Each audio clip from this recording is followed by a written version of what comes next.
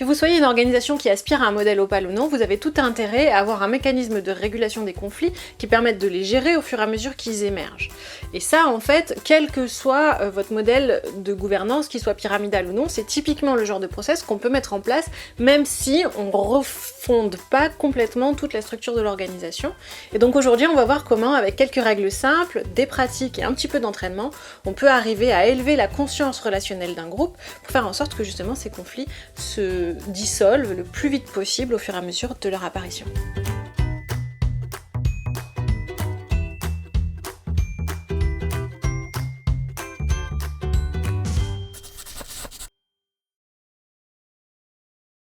Bonjour à tous et bienvenue sur Open Opal, la chaîne où on réinvente les organisations un pas après l'autre.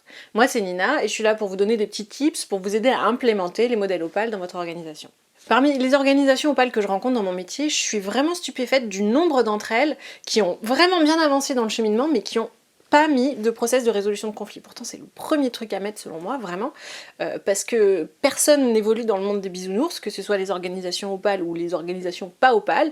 À partir du moment où il y a deux personnes qui interagissent, il va y avoir des frictions, des tensions, voire des conflits. Donc il faut absolument se doter d'un mécanisme de régulation, et je dirais même que l'asset, l'actif le plus important qu'une organisation peut avoir, qu'un groupe peut avoir, c'est une capacité de régulation, vraiment. Et une des façons simples de faire ça au début, avant que ce soit spontané, c'est à travers un processus, un process, des règles.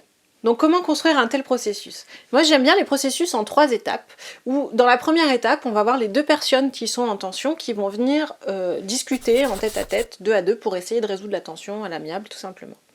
Puis si ça fonctionne pas, passer à une étape numéro 2 où on va faire intervenir un médiateur. Ça peut être quelqu'un d'interne à l'organisation ou un médiateur professionnel qui viendrait de l'extérieur pour résoudre le conflit en particulier, si par exemple il y a plus d'enjeux.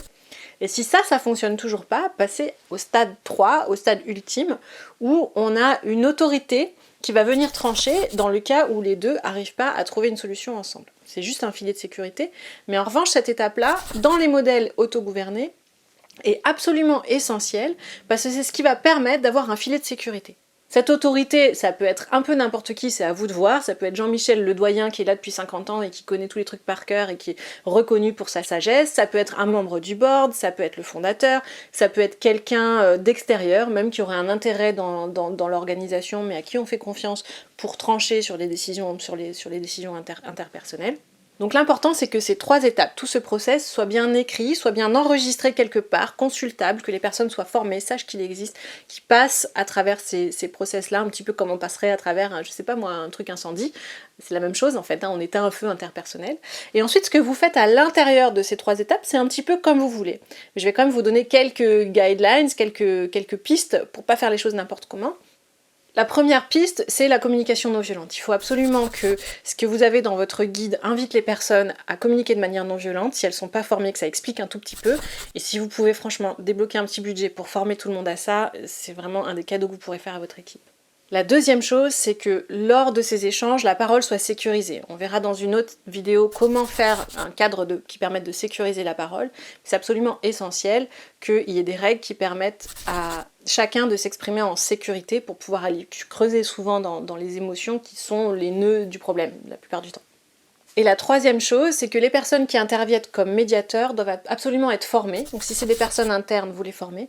Sinon, n'hésitez pas au début, si vous avez des personnes, à faire venir ponctuellement des intervenants extérieurs. Vous avez besoin de conseils, on peut vous mettre en relation Open Opal avec des gens qui savent faire ça très bien.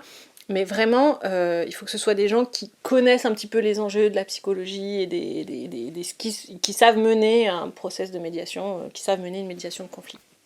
Donc l'enjeu que vous avez autour d'un process de résolution de conflit efficace, c'est quand même un enjeu culturel fort, parce que c'est ça qui va permettre à votre organisation de se réguler en permanence, de mettre les gens d'accord, d'identifier quand quelqu'un n'est pas d'accord, c'est souvent qu'il a peur de quelque chose, soit quelque chose qui revient à lui, soit quelque chose pour l'organisation. C'est important de comprendre ça, pour que chaque individu soit bien pour lui-même, et que s'il y a des tensions, quelqu'un qui a peur pour l'organisation, que ça puisse être pris en compte. Donc c'est un mécanisme de régulation qui vous permettra vraiment de gagner en puissance.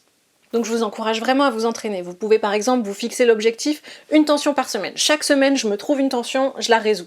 Parce que si vous vous entraînez vraiment au quotidien sur des petites tensions, le jour où le gros machin arrivera, parce qu'il va arriver, ce sera plus facile, vous aurez développé l'intelligence émotionnelle.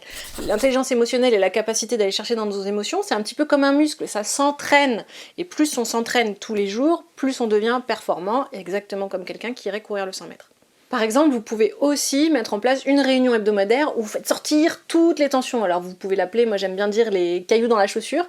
C'était quoi les petits cailloux cette semaine là qui vous ont empêché d'avancer? Pour vraiment entraîner tous les gens avec qui vous travaillez, toute l'équipe, à résoudre les problèmes au quotidien, avant que ça devienne des gros machins. Voilà, vous avez tout entre les mains, je vous souhaite bon courage pour les résolutions de tensions qui vont venir, parce qu'il y en aura.